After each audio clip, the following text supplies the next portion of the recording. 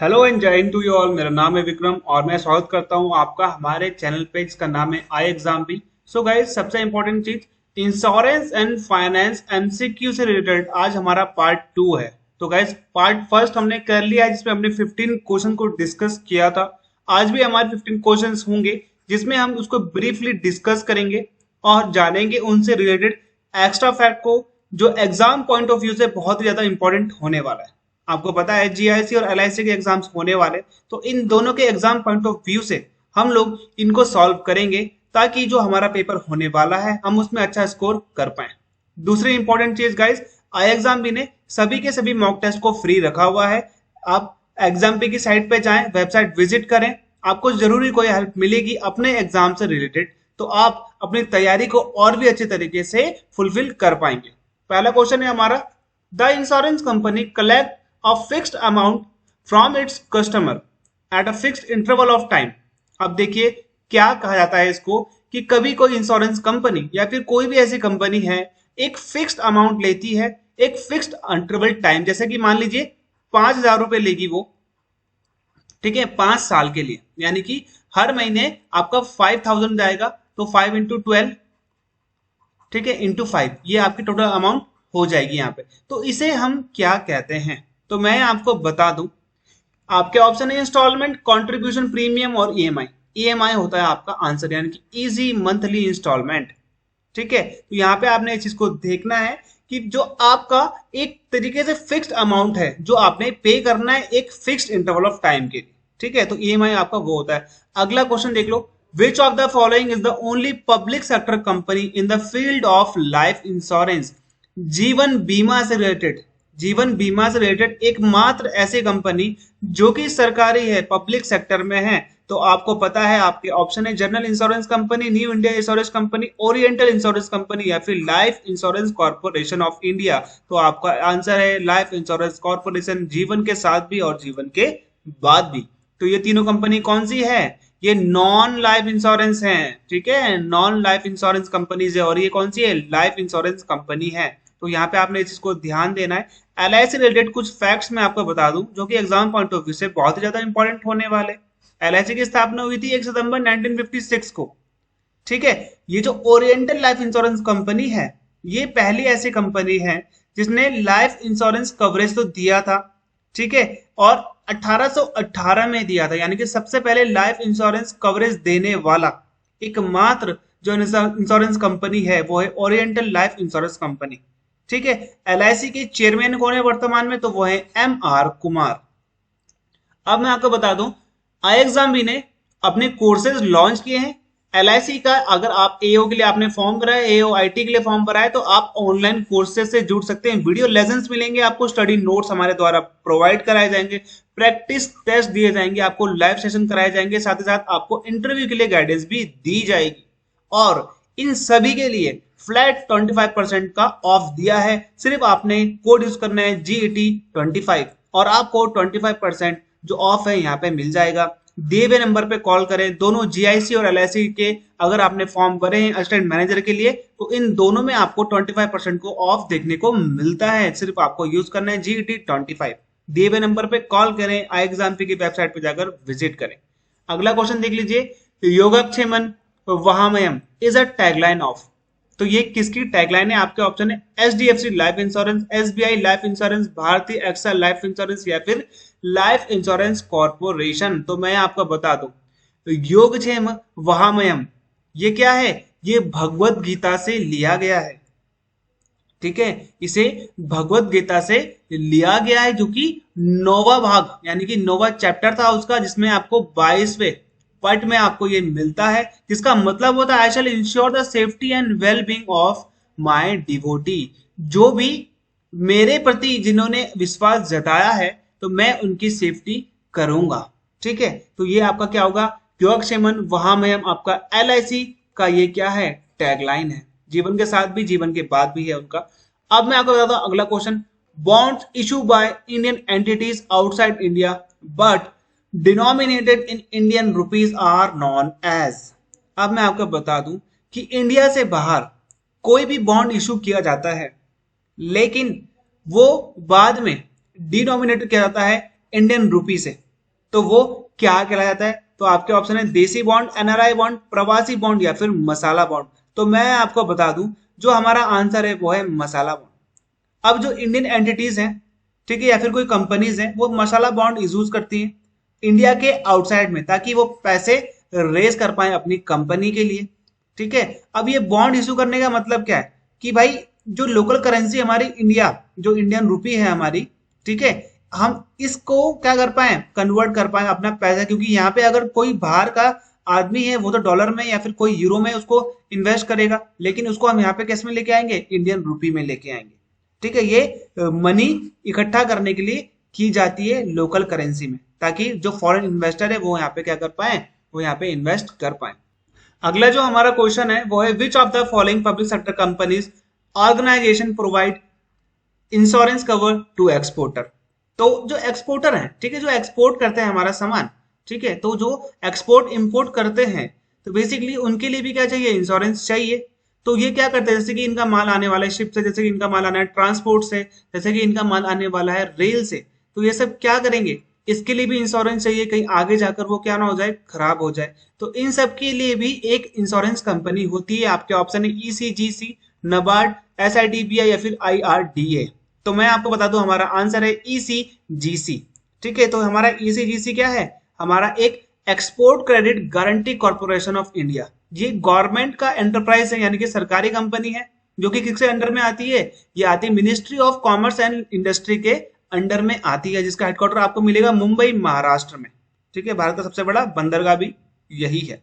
अब it provide export credit insurance support to Indian exporter. जो भी हमारे इंडियन एक्सपोर्टर्स हैं, उनका कोई भी अगर माल खराब होता है, अगर वो इंश्योरेंस करवाते हैं इस चीज से, तो ये उनको हेल्प करती है।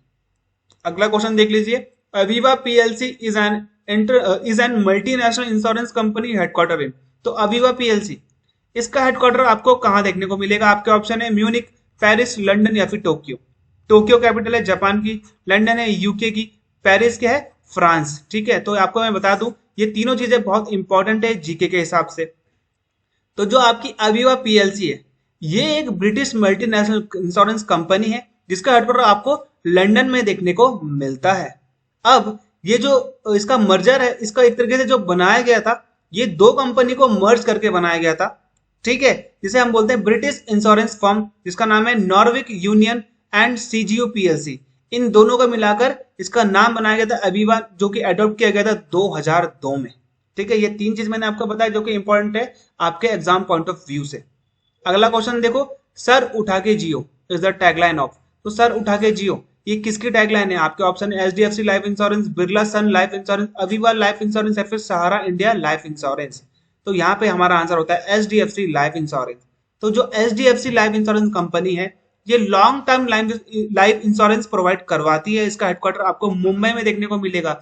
बैंकिंग से रिलेटेड आपको ज्यादा से ज्यादा हेडक्वार्टर कहाँ पे देखने को मिलते हैं? आपको बॉम्बे में देखने को मिलते हैं। और जो हमारी मुंबई है, इसको हम फाइनेंशियल कैपिटल ऑफ इंडिया भी कहते हैं।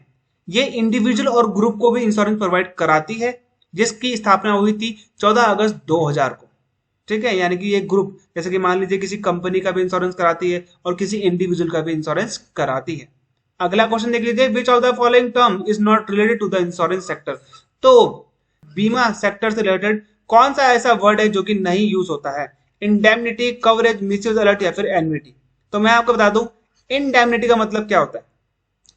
इंडेमनिटी का मतलब होता है कि कोई प्रोटेक्शन अगर आपको दे रहा है, ठीक है, स्पेशली, और आप उसे प्रोवाइड करते हो कि भाई मैं तुझे कुछ पे करूंगा, आप वादा करते हो उससे। इंडेमनिटी का मतलब होता है कि अब सुरक्षा के बदले या फिर कोई डैमेज या फिर कोई खतरे के बदले, कोई नुकसान के बदले कोई आपको प्रॉमिस करता है कुछ पे करने का, तो वो होता है इंडेमनिटी। तो आपको कवरेज देखने को मिलेगा इंश्योरेंस में कि भाई आपको इतनी कवरेज मिलेगी 15 साल बाद। मिसयूज अलर्ट, यानी कि कोई आपका मिसयूज ना कर पाए इसलिए आपको अलर्ट दे दिया जाएगा। एनविटी, आपका प्रत्येक साल में कितना पैसा जाता है या फिर उससे रिलेटेड जो भी आपकी रकम है वो कितनी जानी चाहिए। तो ये तीनों चीजें आपके रिलेटेड इंश्योरेंस से। इंडेमनिटी आपको देखने को नहीं मिलता है।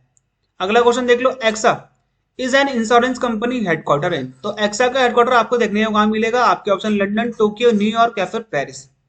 तो न्यूयॉर्क कहां पर है गाइस? यूएस में। पेरिस किसकी राजधानी है? फ्रांस की। Tokyo Japan. लंदन का गाइस यूके। तो आपका मैं बता दूं, जो इसका आंसर है एक्सा, ये एक फ्रेंच मल्टीनेशनल इंश्योरेंस फर्म है जिसका हेडक्वार्टर आपको देखने को मिलेगा पेरिस में।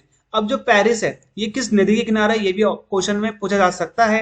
तो पेरिस है सीन नदी के किनारे, यहाँ पे आपको एफिल टावर देखने को मिलेगा। सिटी ऑफ लव भी इसको कहा जाता है। तो ऐसे मैं बता देता हूँ, ये प्रोवाइड करवाती है investment management and other financial service. तो ये एक फाइनेंशियल सर्विस फर्म है, ठीक है, और ये आपके इन्वेस्टमेंट को मैनेज भी करती है। अगला क्वेश्चन देख लो, which of the following is the regulator of insurance sector in India. हर चीज का एक रेगुलेटर होता है, जैसे कि आपका इंश्योरेंस सेक्टर में भी जरूरी है, जैसे कि आपका स्टॉक एक्सचेंज में होता है, जैसे कि आपका बैंकिंग में होता है। तो यहाँ मैं आपके बता दूं, आपके ऑप्शन है आरबीआई, एएमएफआई, आईआरडीए, एससीबीआई, ठीक है। तो आरबीआई आपका बैंकिंग को रेगुलेट करता है। आईआरडीए यानी कि इंश्योरेंस रेगुलेटरी डेवलपमेंट अथॉरिटी, ये आपका इंश्योरेंस को करता है। तो हमारा आंसर हो जाता है थर्ड। सेबी क्या करता है, stock exchange board of India, ये आपका स्टॉक एक्सचेंज को, जो हमारे स्टॉक एक्सचेंज है उसको रेगुलेट करता है कि कोई ऐसी स्थिति ना हो आगे जाकर कि हमारा स्टॉक एक्सचेंज या फिर कोई ऐसी, जैसे कि अभी इन्होंने अडानी पर क्या करा, अडानी पर वो लगाया, एक तरीके से फाइन लगाया, क्योंकि उनके जो इन्वेस्टमेंट पाए गए वो बाहर से मतलब कुछ ऐसा गलत पाया गया, तो इन्होंने उस पर रेगुलेट किया। तो ये क्या करते हैं, एक तरीके से भारत के शेयर बाजार को रेगुलेट करते हैं, उसको चेक करते रहते हैं।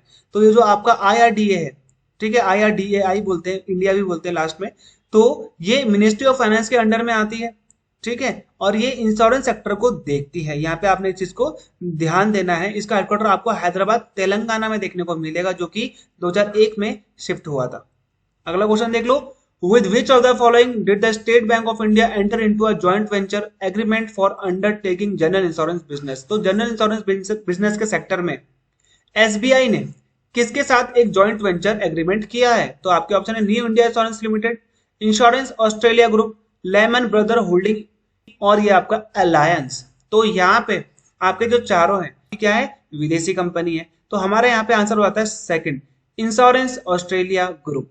तो ये जो इंश्योरेंस ऑस्ट्रेलिया ग्रुप है, ये एक मल्टीनेशनल इंश्योरेंस कंपनी है। इसका हेडक्वार्टर आपको सिडनी में देखने को मिलेगा, ठीक है, ऑस्ट्रेलिया में है सिडनी। तो यहाँ पे मैं आपको बता देता हूँ, इंश्योरेंस ऑस्ट्रेलिया ग्रुप ये क्या होता है, इसकी स्थापना हुई थी एनआरएमए के नाम से, ठीक है, 2000 में।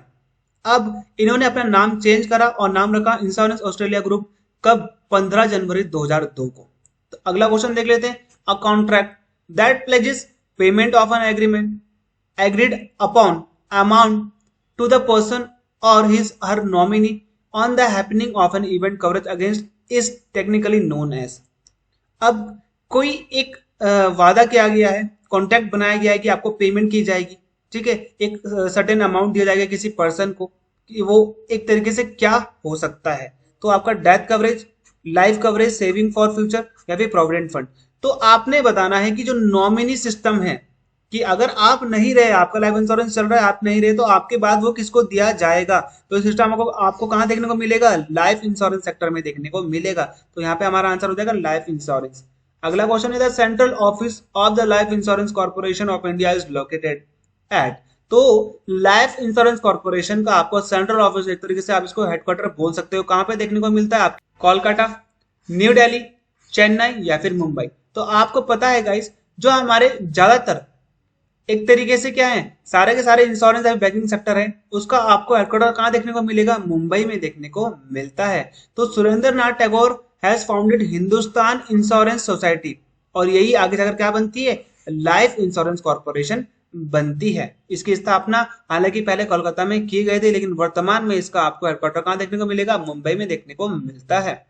तो the life insurance corporation of India has how many zonal offices in India. तो आपने बताने हैं कि जो लाइफ इंश्योरेंस कॉर्पोरेशन है उसमें कितने क्षेत्रीय कार्यालय हैं। तो 5, 8, 10 या फिर 15। तो यहाँ मैं आपको बता दूं, एलआईसी के 8 जोनल ऑफिस हैं, जिनके नाम है दिल्ली, चेन्नई, मुंबई, हैदराबाद, कानपुर, कोलकाता, ठीक है, भोपाल और पटना। तो यहाँ पे इनकी 8 जोनल ऑफिस है, जो जहां से ये पूरे देश को क्या करते हैं, एक तरीके से एडमिनिस्टर करते हैं। अंत में आपका लास्ट क्वेश्चन है, the punch line of the advertisement of which of the following organisation is जिंदगी के साथ भी और जिंदगी के बाद भी। तो ये पंच लाइन है गाइस, वो वाला क्या था, वो था टैग लाइन। तो जिंदगी के साथ भी और जिंदगी के बाद भी आपने टीवी के ऐड में देखा होगा, तो ये किसका है? आपके ऑप्शन है new India insurance, general insurance corporation, ICICI prudential या फिर life insurance corporation of India. तो आपको पता है गाइस, जिंदगी के साथ भी और जिंदगी के बाद भी क्या है? लाइफ इंश्योरेंस कॉर्पोरेशन का ही एक पंच लाइन है। तो गाइज ये था हमारा आज का सेशन। चैनल को सब्सक्राइब करो, ठीक है? अगर आप तैयारी कर रहे हो किसी भी एग्जाम्स की, तो आप इन सेशंस को मिस ना करें, ठीक है? शेयर करें अपने दोस्तों के साथ। अगर पसंद नहीं आता है तो कमेंट में लिखें, so that I can work on it, ठीक है? तो मिलते हैं हमारे अगले वीडियो में, तब तक के लिए goodbye, thanks. This is Vikram Singh signing of.